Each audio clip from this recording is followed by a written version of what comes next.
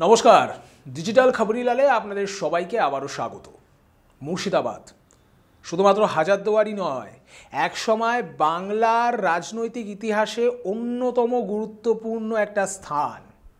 British শাসন পেরিয়ে আমরা যদি আরেকটু পিছনে ফিরে যাই, মুর্শিদ কুলির খায়ের হাতে তৈরি এই মুর্শিদাবাদ, যেখানে একসময় যেটি ছিল অবিভক্ত, অর্থাৎ বাংলা, বিহার এবং উড়িষ্যা এই সব মিলিয়ে অবিভক্ত বাংলার রাজধানী, যেখানে শেষ শাসন কার্য চালিয়েছিলেন বাংলার শেষ স্বাধীন নবাব সিরাজদৌল্লা। তারপর আমরা সবাই জানি যে পলাশির যুদ্ধে রীতিমতো বাংলার তথা ভারতবর্ষের স্বাধীনতার সূর্য যে অস্তগামী হলো, সেই যে অস্ত গেল, তা পুনরায় উদিত হতে 200টা বছরেরও বেশি সময় নিয়েছিল। ভারতবর্ষ স্বাধীন, বাংলা আজ বিভক্ত। আজকে আর সেই পুরনো বাংলা নেই। এখন বাংলা পশ্চিমবঙ্গ বললে আমরা যে জায়গাটাকে বোঝাই সেটা অবিভক্ত বাংলার মতো নয়, অনেকটাই আলাদা। কিন্তু আজও বঙ্গের রাজনীতিতে মুর্শিদাবাদের কিন্তু একটা আলাদাই রকম গুরুত্ব রয়েছে। হঠাৎ করে মুর্শিদাবাদ নিয়ে কেন এত কিছু বলতে গেলাম?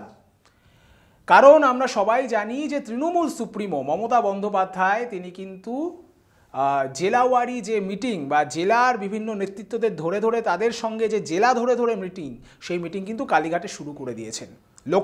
লক্ষ্য অবশ্যই লোকসভা নির্বাচন। এবং আমরা এটাও দেখেছি যে মাঝখানে যে দূরত্ব তৈরি হওয়ার একটা গুজব ছিল তৃণমূল সুপ্রিমো মমতা বন্দ্যোপাধ্যায়ের সঙ্গে তৃণমূলের সর্বভারতীয় সাধারণ সম্পাদক অভিষেক বন্দ্যোপাধ্যায়ের, সেটা কিন্তু অনেকটাই আজ অস্তমিত। প্রত্যেকটা মিটিংয়েই অভিষেক বন্দ্যোপাধ্যায় এবং মমতা বন্দ্যোপাধ্যায় এই জুটিকে পাশাপাশি দেখা যাচ্ছে এবং অত্যন্ত গুরুত্বপূর্ণ ভূমিকায় দেখা যাচ্ছে অভিষেক বন্দ্যোপাধ্যায়কেও। আমরা সাম্প্রতিক যে রিপোর্ট পেয়েছি, যে তথ্য আমাদের সামনে এসেছে, তাতে আমরা দেখেছি যে এই মুর্শিদাবাদের নেতৃত্বের সঙ্গে মিটিংয়ে রীতিমতো ক্ষোভ উগরে দিয়েছেন এই দুইজনই। তাদের পরিষ্কার বক্তব্য যে ত্রিস্তরীয় পঞ্চায়েত নির্বাচনের পরবর্তী সময়ে বেশ কিছু নেতার কাজকর্মে কিন্তু রীতিমতো জনমানসে ক্ষোভ তৈরি হচ্ছে এবং সেই খবর তাদের কানেও পৌঁছেছে। তারা এটাকে মোটেও ভালো চোখে দেখছে না। কিন্তু কি শুধু মুর্শিদাবাদে এই নেতাদের ক্ষোভ বা গোষ্ঠী কোন্দল বা জনমানসে তৈরি হওয়া বিক্ষোভ, না মুর্শিদাবাদ নিয়ে আলাদা কোনো মাথা ব্যথা রয়েছে তৃণমূলের শীর্ষস্তরের নেতাদের? সেটা জানবার জন্য আমাদের একটু মুর্শিদাবাদের রাজনৈতিক প্রেক্ষাপটটাকে ভালো করে বুঝে নিতে হবে। মুর্শিদাবাদে আমরা জানি যে বহরমপুর রয়েছে, যে বহরমপুর অধীর রঞ্জন চৌধুরীর একেবারে গড়। আর কে না জানে যে অধীর রঞ্জন চৌধুরীর সঙ্গে এই মুহূর্তে মমতা বন্দ্যোপাধ্যায়ের একেবারে সাপে নেউলে সম্পর্ক বললেই চলে। এবং সত্যি কথা বলতে প্রদেশ কংগ্রেসের যাবতীয় যা কন্ট্রোল, সেটা কিন্তু এই মুহূর্তে বহরমপুরের হাতেই। এবং আমরা এটাও দেখেছি যে এই যে বঙ্গে ইন্ডিয়া জোট হবে না একটা রব, তারও মূলে কিন্তু মূল প্রবক্তা এই অধীর রঞ্জন চৌধুরী। ফলে মুর্শিদাবাদ, যেটা তৃণমূলের কাছে একটা সময় অবধি অজেয় দুর্গ ছিল, কোনোভাবেই তৃণমূল সেটাকে জয় করতে পারেনি। আমরা দেখেছি গত বিধানসভাতে সেখানে যথেষ্ট ভালো ফল হয়েছে। কিন্তু সাম্প্রতিক সময়ে অধীর রঞ্জন চৌধুরী রীতিমতো একেবারে খোলা চ্যালেঞ্জ ছুড়ে দিয়েছেন মমতা ব্যানার্জির বিরুদ্ধে। কি বলেছেন তিনি বলেছেন যে ক্ষমতা থাকলে মমতা এসে দাঁড়াক বহরমপুরে, আমি দেখিয়ে দেব। ফলে ইজ্জত কা সওয়াল ভাই, এরকম তো এমনি ছেড়ে দেওয়া যায় না। তার মধ্যে একের পর এক গোষ্ঠী কোন্দলের কিন্তু সূত্রপাত হয়েছে এই মুর্শিদাবাদ থেকে। আমরা জানি মুর্শিদাবাদের ভরতপুরের বিধায়ক, তিনি কিন্তু বিখ্যাত, তার বিখ্যাত সব যাকে বলা যায় বিস্ফোরক উক্তির জন্য। অনেক সময় তিনি এমন কিছু বক্তব্য জনমানুষে রেখেছেন, তাতে কিন্তু রীতিমতো তৃণমূলের শীর্ষস্তরের নেতৃত্ব থেকে শুরু করে খোদ তৃণমূল সুপ্রিমো তাদেরকেও অস্বস্তিকর পরিস্থিতিতে পড়তে হয়েছে। সূত্র মারফত যে খবরটা পাওয়া গিয়েছে যে হুমায়ুন কবির, ভরতপুরের বিধায়ক এবং মুর্শিদাবাদের তৃণমূলের নেতৃত্বের অন্যতম গুরুত্বপূর্ণ, তিনি কিন্তু বিভিন্ন সময়ে তার করা বিভিন্ন বক্তব্যের জন্য রীতিমতো কড়া বকুনি খেয়েছেন খোদ মমতা বন্দ্যোপাধ্যায়ের কাছে। এমনকি অভিষেক বন্দ্যোপাধ্যায়ও তাকে রীতিমতো কড়া ধমক দিয়েছেন, মুখ সামলান, হুটহাট করে কথা বলবেন না। তাতে ভরতপুরের বিধায়কের অতটা কোনো হেলদোল নেই বলেই মনে হয়। কারণ তার পরের দিনই এটি সর্বভারতীয় টিভি মিডিয়ার সামনে এসে তিনি পরিষ্কার বলে দেন যে আমার যা মনে হয়েছে আমি তা বলেছি, এবং যদি তৃণমূল সুপ্রিমোর মনে হয় আমি ভুল করেছি তাহলে তিনি বকেছেন, তাতে আমি কোনো কিছু মনে করব না। কিন্তু তিনি যদি আমাকে যোগ্য মনে করেন, আমাকে ক্ষমতা দেখিয়ে দিন, আমার হাতে রাজ দিন, আমি 2 লক্ষ ভোটে অধীর চৌধুরীকে পরাজিত করে দেখাবো। অপরদিকে যদি তা না হয় বা যদি তাকে গুরুত্ব না দেওয়া হয়, তাহলে তিনি কি করতে পারেন সেই নিয়ে প্রচ্ছন্ন হুমকিও কিন্তু তিনি দিয়ে রেখেছেন। তিনি 2016-র ইতিহাস মনে করিয়ে বলেছেন যে তিনি নির্দল হয়েই কিন্তু তৃণমূল এবং বিজেপি এবং সেই সঙ্গে কংগ্রেস 3 দলকে একা হাতে পরাস্ত করেছিলেন, ফলে তাকে যেন মোটেও হালকাভাবে না নেওয়া হয়।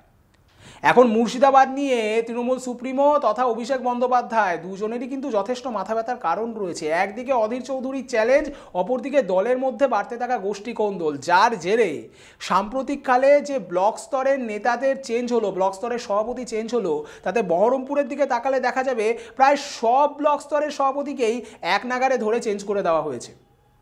এবং তাৎপর্যপূর্ণভাবে সংগঠনকে ঢেলে সাজানোর যে প্রক্রিয়া, তাতে কিন্তু বহরমপুর অত্যন্ত গুরুত্বপূর্ণ একটা লক্ষ্যস্থান হয়ে দাঁড়িয়েছে।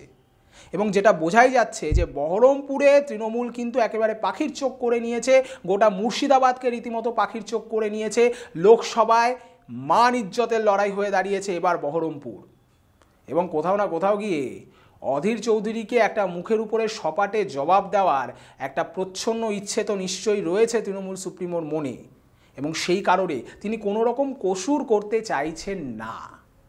কিন্তু এখানে একটা বড়সড় প্রশ্ন, অধীর চৌধুরী কি করবেন না করবেন সেটা হলো অধীর চৌধুরী বা তার দল কংগ্রেসের ব্যাপার। কিন্তু তৃণমূল সুপ্রিমের তার নিজের দলের অভ্যন্তরে যে বিদ্রোহ রয়েছে, যে গোষ্ঠীদ্বন্দ্ব রয়েছে, এক নেতার সাথে আরেক নেতার বনিবনা না হওয়া, বিভিন্ন জায়গায় আমরা দেখেছি, আমরা ব্যারাকপুরে দেখেছি, আমরা দেখেছি বলাগড়ে, কিন্তু মুর্শিদাবাদে যে বিক্ষোভ বা বিক্ষুব্ধদের এই ছাই চাপা ধিকি ধিকি আগুন এবং হুমায়ুন কবিরের প্রচ্ছন্ন বক্তব্য, প্রচ্ছন্ন হুমকি, তাতে কোথাও গিয়ে কি স্বস্তিতে থাকতে পারবেন মমতা বন্দ্যোপাধ্যায়? নাকি কড়া হাতে ধরে রাখা রাস আর মমতা ম্যাজিকের সেই পুরনো প্রবাদ আবারও খেলা দেখিয়ে দেবে মুর্শিদাবাদে? এককালে রবীন্দ্রনাথ ঠাকুর বলেছিলেন যে বণিকের মানদণ্ড পোহালে সর্বরই দেখা দিল শাসকের রাজদণ্ড রূপে। যে মুর্শিদাবাদ থেকে স্বাধীন বাংলার একেবারে সূর্য অস্ত গিয়েছিল, সেই মুর্শিদাবাদে রীতিমতো মান সম্মানের নতুন সূর্য উদয় ঘটাবেন কি মমতা বন্দ্যোপাধ্যায়? ইন্ডিয়া জোটের যে সমীকরণ, যা বঙ্গে এসে সম্পূর্ণভাবে স্তব্ধ হয়ে গেছে, শুধুমাত্র মুর্শিদাবাদ এবং বহরমপুরের এক সময়কার বেতাজ বাদশাহ বলে অভিহিত হওয়া অধীর রঞ্জন চৌধুরীর প্রবল বিরোধিতায় তাকে মুখের উপরে সপাটে কড়া জবাব দিতে পারবেন মমতা বন্দ্যোপাধ্যায়? এরকম অনেক প্রশ্ন, অনেক উত্তরহীন প্রশ্ন এই মুহূর্তে রাজনীতির কারবারি থেকে শুরু করে আমরা সংবাদ মাধ্যমে যারা কর্মী, তাদের মনের আনাচে কানাচে ঘুরে বেড়াচ্ছে। আর সেই সমস্ত প্রশ্ন এবং তার উত্তর খোঁজার লক্ষ্যেই আপনারা সবসময় আমাদেরকে দেখেন এবং আমাদের কথা শোনেন এত মন দিয়ে। আমরাও চেষ্টা করি সেই সমস্ত উত্তর খুঁজে খুঁজে আপনাদের সামনে হাজির করার।